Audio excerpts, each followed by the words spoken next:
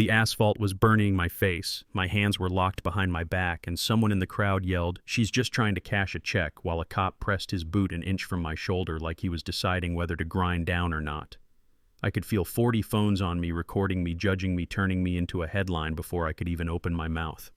Let me ask you something right now.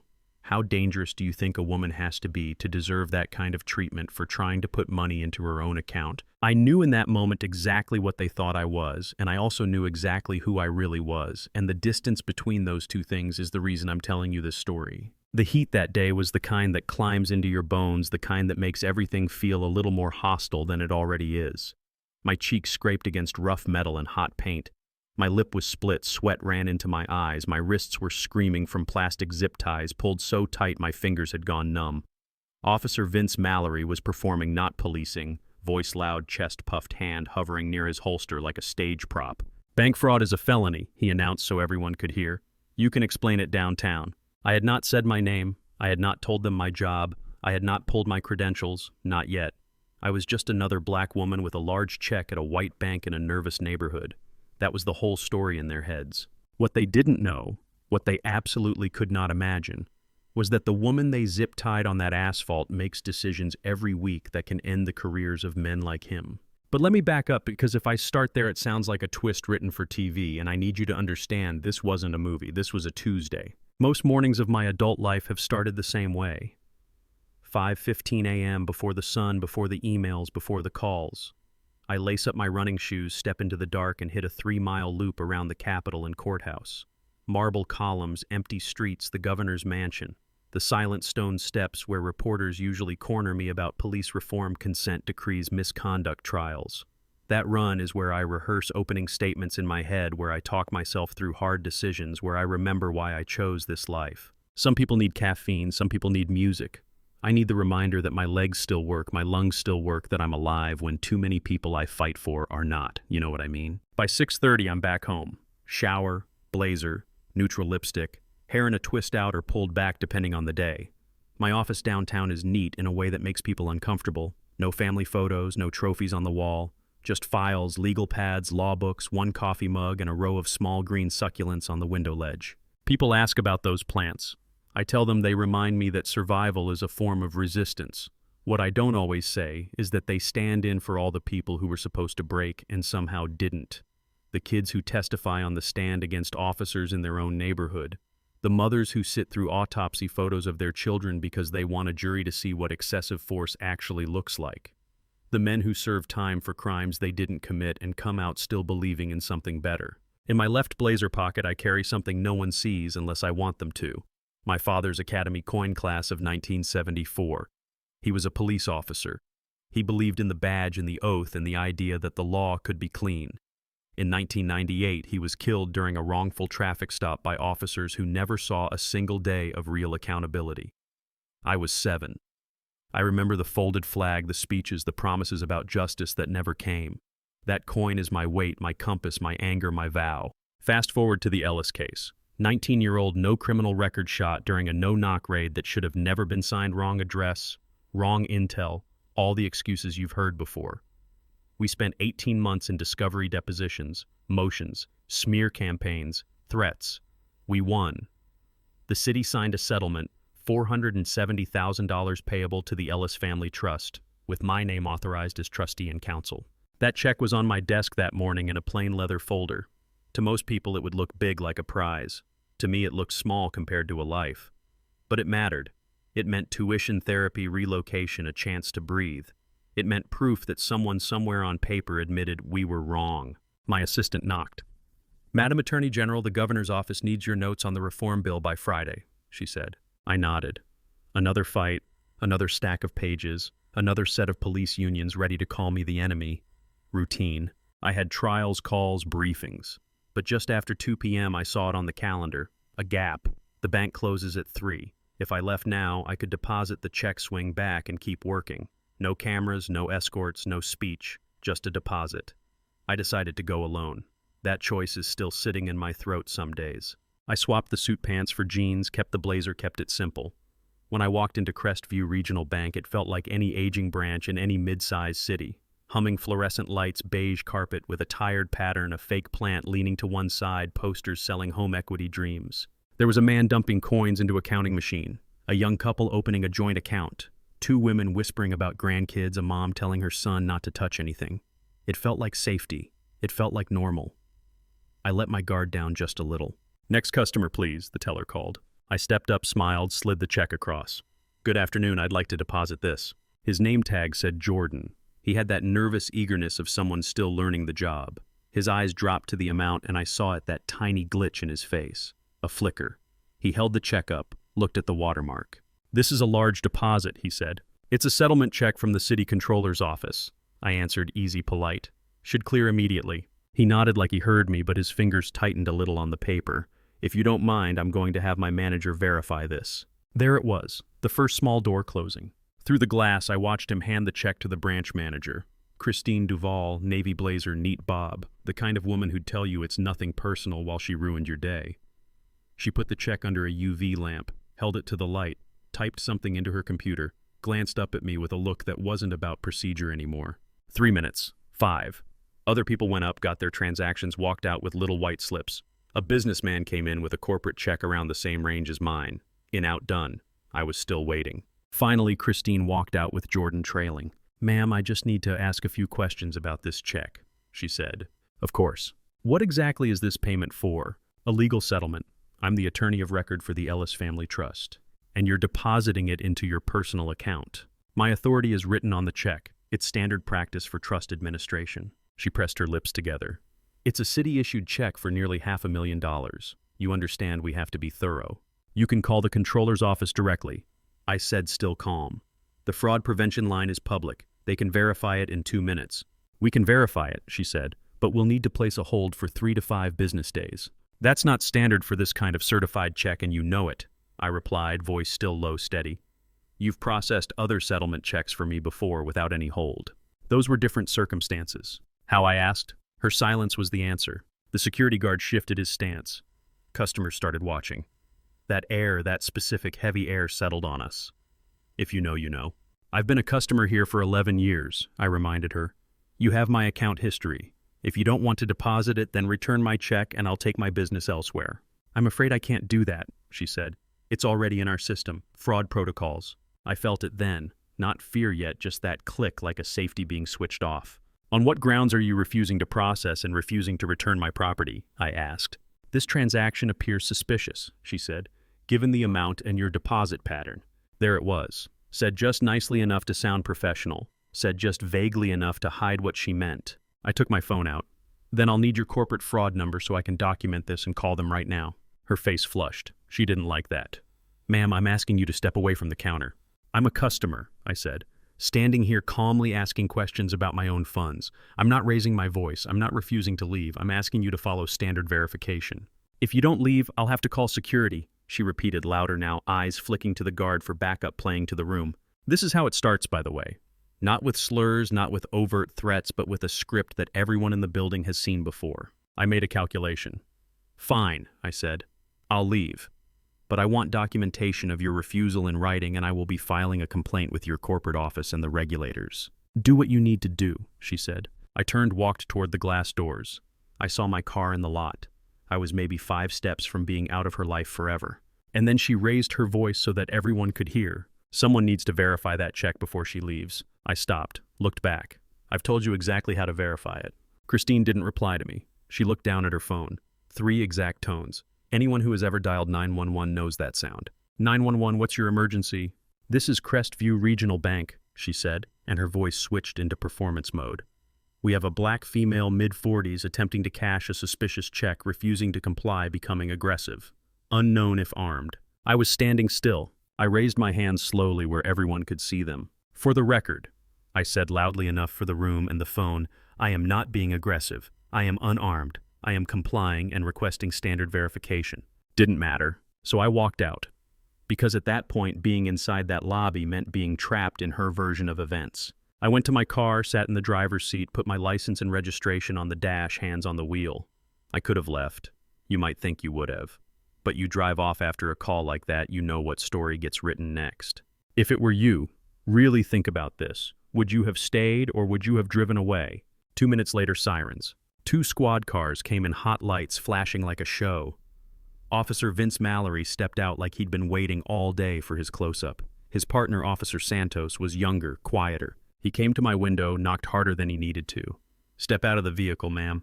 "Officer," I said, keeping my voice even. "My ID is right there." The check was legitimate. The manager refused to verify it, refused to return it, and then called you with a false statement. "Ma'am, we get counterfeit check scams all the time," he said, bored already decided. "Easiest way is you come with us, we clear it up. If you're telling the truth, you're out in an hour." "Easiest for who?" I asked. Pattern interrupt. I could have told him right there. I could have watched reality slap him across the face. But I looked at his body language, Christine standing in the doorway with her arms crossed, the phone's already out, the script already rolling, and I made a second decision that changed everything. I decided to let the system show me exactly how it behaves when it thinks no one important is looking. "Officer," I said, "you have not verified anything. You have not spoken to the issuer. I have not committed a crime. You do not have probable cause to arrest me. I am asserting my rights." He smirked. "You can assert anything you want downtown." "Santos," I said, turning my head slightly so he could hear, "you're seeing this. No investigation, no call, no probable cause." He shifted uncomfortable. "Maybe we should stay in your lane," Vince snapped at him. "Last chance," he told me. "Step out or I pull you out." I stepped out, slow hands visible. "I'm not resisting," I said. "I'm complying." He grabbed my wrist, twisted it harder than necessary, slammed me against the hood. The metal was hot enough to sting. Phones were everywhere now. A man shouted, "I saw it inside, she's telling the truth." A woman said, "They always do this." Vince pulled out zip ties, not cuffs, and cinched them so tight the pain shot up to my shoulders. "That's excessive," I said loud and clear. "These restraints are cutting off circulation. Officer Santos, you are witnessing excessive force." "Subject is being uncooperative," Vince said for the cameras on his side. Then I saw it. His hand going to his chest, adjusting his body camera just a little, turning the angle away.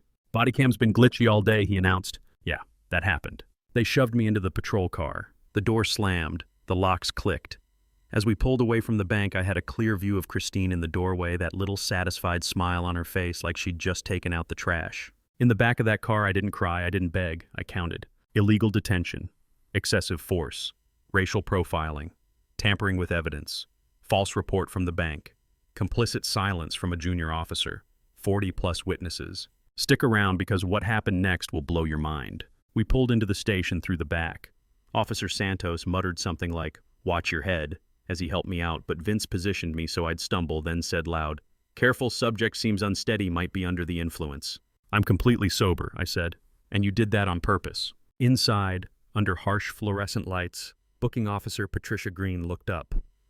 Middle-aged, black, tired. The kind of tired that understands exactly what she's looking at before anyone explains. "Fraud suspect," Vince announced. "Tried to pass a fake check, got aggressive, resisted."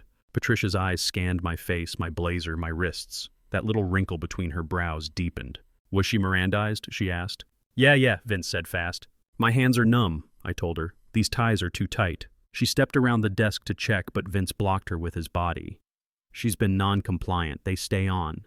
In that moment, I watched another calculation happen. Hers. Job, pension, union, truth, all in one breath. She backed up. It hurt to see. Then Detective Hollis walked in, financial crimes. Rumpled suit, reading glasses, perpetually unimpressed. "This the check?" he asked, holding up the evidence bag. "Obviously fake," Vince said. Hollis held it up to the light, his face changing as he scanned the security features. "Did anyone verify this before the arrest?" Silence. "Call the controller's fraud line," he said to Green. "Put it on speaker." We all listened to the hold music. Then a woman answered, cheerful routine. She took the check number, punched it in, and then said the words that sucked all the air out of the room. "Yes, that check is valid, issued by our office to the Ellis Family Trust, care of attorney Simone Garrett. Certified funds, no flags." Patricia hung up slowly. I turned my head just enough to look at Vince. "Now we have confirmation." I said, my voice low but sharp, "that you arrested me without probable cause, used excessive force, and publicly humiliated me over a legitimate check you could have cleared with one phone call." "Ma'am, this is a misunderstanding," Hollis started. "No," I said. "This is exactly what it looks like." The door flew open. Deputy City Attorney Elliot March stumbled in, sweating. "No one say anything," he barked, then saw my face. He froze. "Oh, God," he whispered. "Hi, counselor," I said. "Small world." Everyone kept looking at each other like there had to be some escape hatch from what was happening. There wasn't. Before you touch these restraints, I said, I want them photographed. I want medical staff to document nerve damage. I want timestamps on every action taken since the bank call. Everything. Walsh, the nurse practitioner, came in with a camera, took close-up after close-up of the deep red grooves blood where the plastic cut swelling. She wrote in her report, too tight tissue damage, possible nerve involvement. Only when all that was secure, when the evidence was locked in, did I finally answer the question they'd been too afraid to ask. Sergeant Paula Krantz had arrived by then, trying to take control. Ma'am, I am Sergeant Krantz. I oversee patrol. I need to understand what happened here, she said, voice tight. You will, I told her. I reached, slowly, deliberately, so no one could twist it, into my blazer pocket, pulled out my badge case, flipped it open. I held it up to her first, then Hollis, then Green, then Walsh, then to March, who already knew what this meant for him. Her eyes read the seal, read the title, and I watched the color leave her face. Simone E. Garrett, Attorney General, Chief Civil Rights Division. Yeah, that happened. You arrested the state's chief civil rights prosecutor, I said quietly, for attempting to deposit a legitimate settlement check for a victim's family based solely on a biased bank manager's suspicions and your refusal to do basic verification. Outside, news vans were already lining the block. Protesters had gathered. Someone's live stream was climbing in real time. Social media has a way of outrunning spin. Chief Brennan showed up, chest full of metal face carved from stone. Attorney General Garrett, he began. I came as soon as I heard. I understand you're upset. We can... Do I look upset? I cut in, lifting my marked wrists. Or do I look like evidence? Silence. Here's where some people expect me to say, I screamed, I cursed, I tried to ruin them. I didn't have to. All I had to do was my job. Officer Mallory is relieved of duty effective immediately, I said, looking Brennan dead in the eye.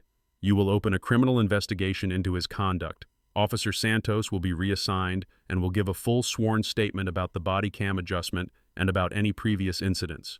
All footage, all calls, all internal messages related to this incident are to be preserved. No edits, no deletions, no technical issues. Any attempt at a cover-up and I bring federal partners to your doorstep. Ma'am, maybe we should discuss this privately, he tried.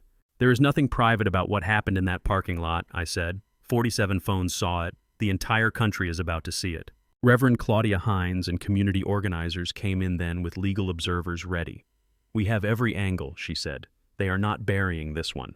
And this right here is the part I need you to hear clearly. None of the power I dropped on that room that day changes the fact that if I had not had that badge, that title, that platform, this story would have ended in a very different way. 2 weeks later, the official updates came in like headlines. Vince charged with civil rights violations, assault tampering. Santos cooperating. Chief Brennan taking early retirement. Crestwood PD placed under state and pending federal oversight. Crestview Regional dealing with regulatory investigations and public backlash. The check safely in the Ellis Family Trust, part of it going to a scholarship in T. Maine's name. People called it justice. People called it accountability. Some called it overkill. Some said, well, if she weren't who she is, it wouldn't have gone that far. Exactly, because that is the problem. My wrists healed mostly. On cold mornings, I still feel a little numbness in my left hand. I keep those medical photos. I don't let myself forget how quickly I went from Madam Attorney General to possible fraud suspect in their eyes the second I took off the courtroom armor and walked into a bank as just a black woman with a big check. Our office got tens of thousands of emails, calls, DMs. Videos poured in. Stories. This happened to me. It almost happened to my dad. My brother went to jail over a real check and couldn't fight it. A young activist, Marcus, sat in my office one afternoon and said, when people saw them do that to you, they finally believed us. That hit harder than anything Christine or Vince ever said. So let me turn it to you. Do you think that's fair? Be honest, do you think it's fair that a person should have to be the Attorney General for their humiliation to matter this much, to get this level of accountability, to force this kind of systemic response? Or do you think that tells you everything you need to know about whose pain counts in this system and whose gets buried under procedure and misunderstanding? Because here's the truth I live with. If I had been a restaurant server, a bus driver, a teacher, if I had been wearing scrubs or construction boots instead of a blazer, if I had spoken a little less calmly, if I had flinched when he grabbed me, if one person had not pulled out their phone, I'd just be another file. Another person who got loud in a bank. Another incident that never trends, never gets oversight, never gets you outraged in your living room. So yeah, we got some justice, we got some policy changes, we put one department on notice, but don't get it twisted. This story is not about one bad cop or one racist manager or one lucky attorney with a badge. It's about a system that worked exactly how it was designed until it accidentally targeted the wrong black woman. Now I want to hear from you. If you were in that parking lot watching them slam me against that hood, what would you have done? Recorded, walked away, spoken up, stayed quiet. If you were in Christine's position at that bank, what would you have done differently? If you wear a badge, how does this sit with you right now? Are you mad at me for telling it, or mad that it happened? Drop it in the comments. Argue with me. Agree with me. Tell me if you think firing and charging one officer is enough, or if this proves we need deeper changes, better training, different protocols for suspicious checks, consequences for false 911 calls, mandatory verification before handcuffs, all of it. Tell me if you've ever been treated like a suspect for spending your own money walking in the wrong neighborhood, driving the wrong car, looking like the wrong story in somebody's head. And if this story hit home, if it made you angry or uncomfortable or woke up something in you, don't just move on to the next video. Share this. Send it to someone who still says, things like that don't really happen, or if they just cooperated, they'd be fine. Play it in rooms where people don't believe it until they see someone with my title on her knees in a parking lot. I am Simone Garrett. I am the woman they zip-tied on the asphalt. I am also the woman who signs the investigations that decide what happens next. And I promise you this. As long as I am in this seat, as long as I am carrying my father's coin and those faint scars around my wrists, I am going to use every inch of power I have to close the gap between who they think we are and who we really are. You with me? Then like this, share it and tell your story below, because I am reading them, my team is reading them, and I swear to you, your story is not just content, it is evidence.